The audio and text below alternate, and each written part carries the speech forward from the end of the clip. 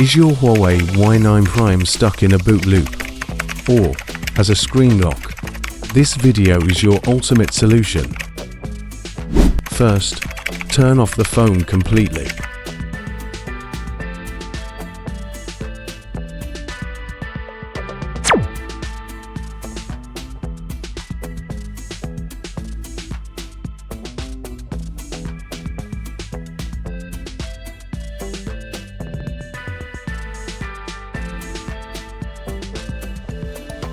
Press and hold power button and volume up.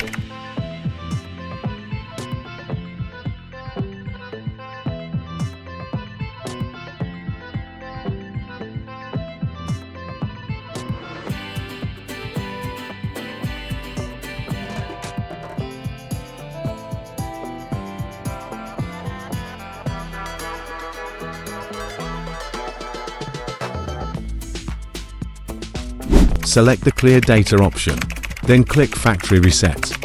In the prompt that appears, type Yes, and click on Factory Reset again.